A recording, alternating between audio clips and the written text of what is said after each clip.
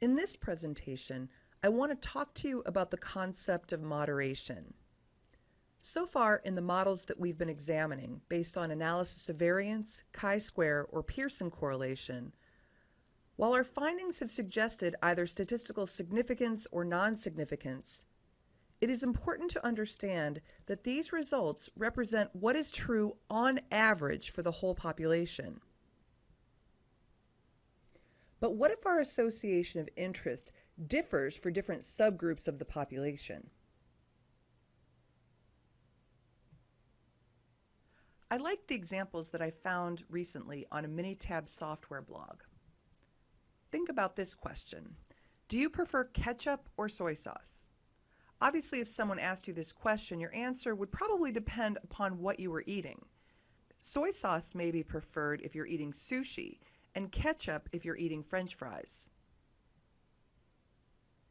So the answer to the question differs based on an additional categorical variable, that is, what kind of food you're eating.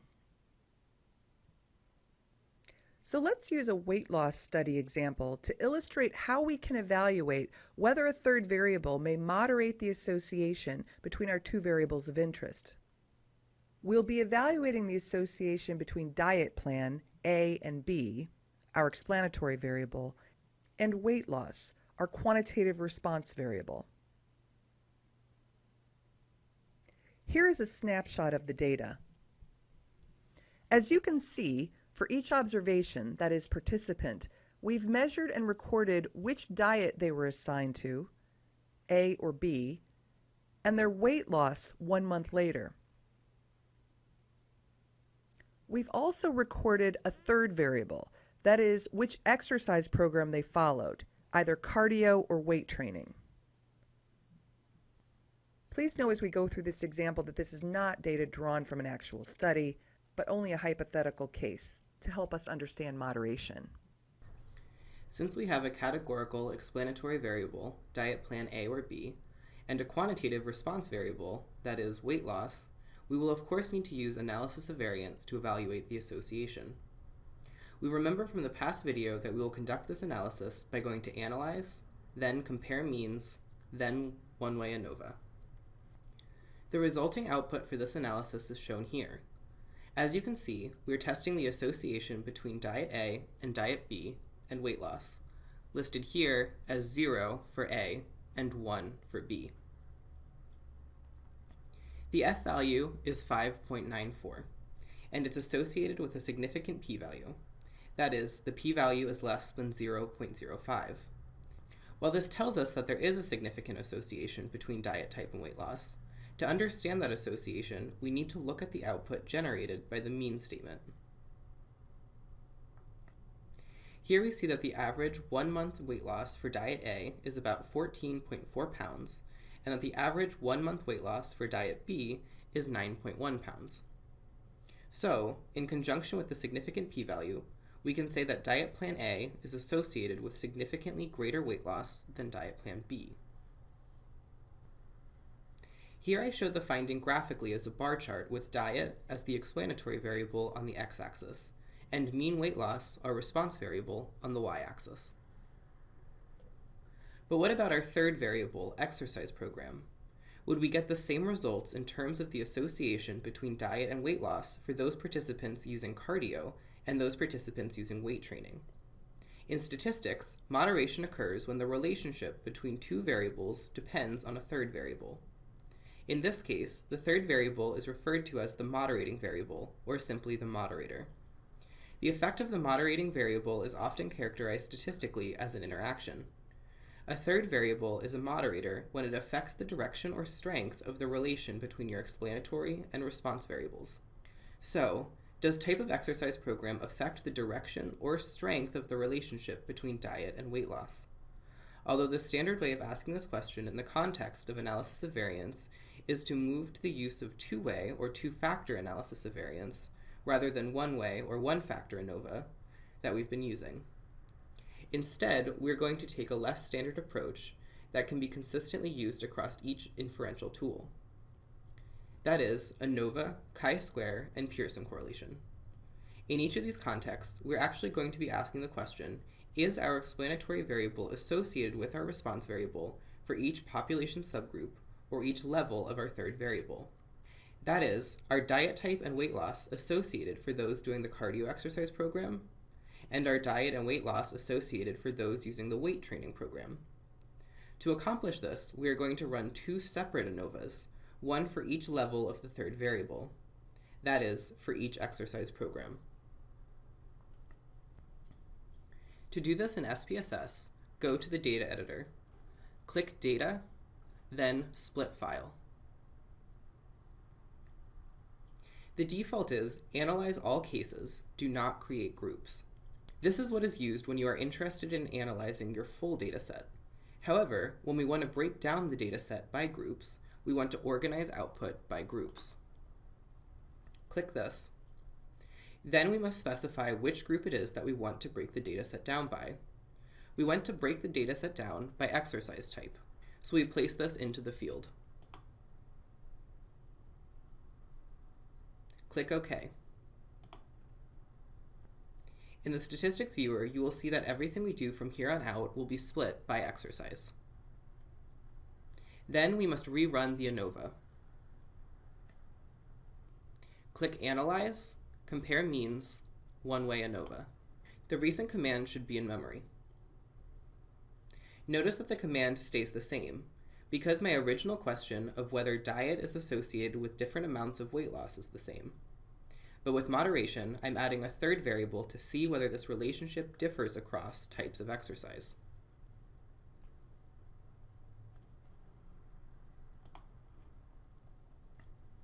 When I rerun the subsetted ANOVA, I compare the results for the two levels of exercise. First, exercise group 0, or the cardio group, is analyzed. Here we see that there are 10 cases total, 5 for diet plan A and 5 for diet plan B. The means are shown here. In the ANOVA, we see that there is statistical significance. Next, for exercise plan equaling 1, or the weight training, we can see the same number of individuals and exercise types and means. Here we are seeing that there is not statistical significance. This means that diet plan A is associated with greater weight loss, but only among people doing cardio exercise. Among people who are exercising with weights, shown here, it does not matter what diet they're on in terms of weight loss. Here are the results shown graphically. As you can see, the relationship between diet and weight loss depends on which exercise program is being used. When using cardio, diet A is significantly better for weight loss than diet B. When using weights, diet A and diet B are not significantly different from one another. Thus, we can say that the type of exercise moderates the relationship between diet and weight loss. Remember, our goal in inference is not only to describe the sample, but also to draw conclusions about the population. Suppose that we did not evaluate exercise as a possible moderator, and instead focused only on the association between diet and weight loss for the entire population. Based on this graph, obviously, we would have incorrectly concluded that diet A is better than diet B. As we now know, it is true only if we're looking at the cardio group. Now let's evaluate third variables as potential moderators in the context of chi-square tests of independence. For this, I'm going to return to my original SPSS program using the NESARC data and asking the question, is smoking associated with nicotine dependence? I'm going to create another smoking variable for this purpose, reflecting how many cigarettes each young adult smokes per day.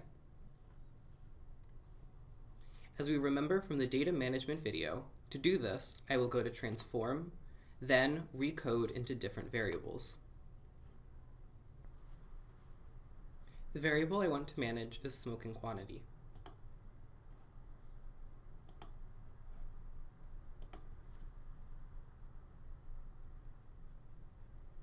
Zero will indicate non-daily smokers.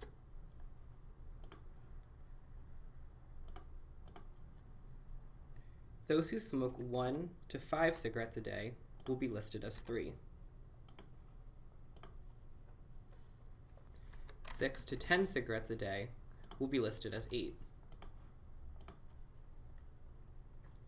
11 to 15 cigarettes a day will be listed as 13. 16 to 20 cigarettes a day will be listed as 18. And for greater than 20 cigarettes a day, we will use the value 37.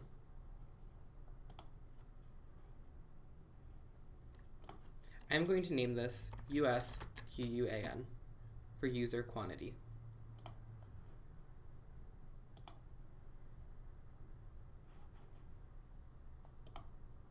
The variable now appears. Now I am going to request a chi-square test examining the association between nicotine dependence in the last 12 months and this new smoking variable, USQUAN.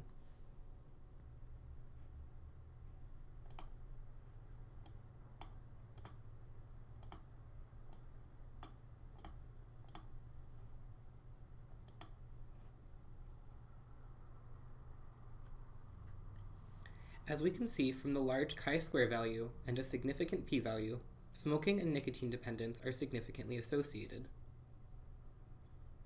To graph proportions with a bar chart, I would go to Chart Builder. This gives me the graphic representation of the positive linear relationship. As smoking quantity increases, so does the proportion of individuals with nicotine dependence. This finding is accurate with regard to the larger population of young adult smokers. Might a third variable moderate the relationship? I decide to evaluate major depressive disorder as my third variable. I am wondering if MDD affects either the strength or the direction of the relationship between smoking and nicotine dependence. Is smoking related to nicotine dependence for each level of my third variable? That is, does the relationship between smoking and nicotine dependence change for those with major depression and those without major depression? Again, in SPSS, we must go to Data, Split File. We will then split the file by the major depression variable and rerun our chi-square test. Using a line graph to examine the rates of nicotine dependence by different levels of smoking, it seems that both direction and magnitude of the relationship is similar between smoking and nicotine dependence for those with and without major depression. As you can see from the p-values I've listed here, they are both statistically significant as well. So, a diagnosis of major depression does not moderate the relationship between smoking and nicotine dependence. For young adult smokers with major depression and those without, higher levels of smoking behavior is associated with higher rates of nicotine dependence. So now let's test for moderation within the context of our final inferential test, the correlation coefficient. You might remember this scatter plot and correlation based on the Gapminder data between rate of urban dwellers in each country and internet use rate. We found that this was a significant association with a correlation coefficient of 0.61. But might this relationship, this correlation between urban rate and internet use rate, differ based on countries with different income levels? To explore this question, I created a categorical third variable called income group. In this variable, the quantitative income per person variable was categorized as high income country given the value 4, moderate high given a value of 3, moderate low given a value 2, and low given a value of 1. These were divided equally into quartiles. Just as with the other tests that we've done, to manually perform separate Pearson correlation tests, all you will need to do is go to Split File, then Organize Output by Groups. When I examine the correlation coefficients between urban rate and internet use rate for each of the income groups, I find the following. For my low income group, the correlation between urban rate and internet use rate is 0.12, and my p-value is not significant.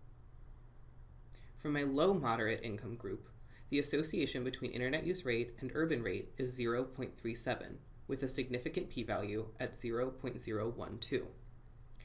Among both my high income group and my medium high income group, the correlations have large p-values, suggesting that the association between urban rate and internet use rate is not significant for medium high or high income countries. As I map these findings onto scatter plots for each income group, I am able to better visualize the significant and non-significant relationships. Estimating a line of best fit with each scatterplot shows the positive association between urban rate and internet use rate among the moderate-low income countries, and almost no relationship between the two variables in both the low-income and the high-income countries. So, while not difficult to do based on the skills that you already gained in this course, asking questions about moderation can be an incredibly interesting way to explore your data and better understand your association of interest.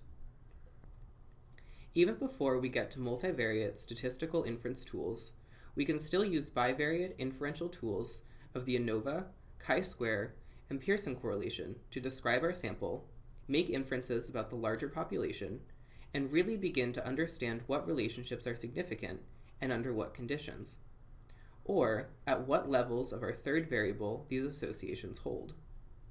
But does a significant association imply causality? More on that topic in the next video. In the meantime, testing for moderation is the goal of Assignment 8.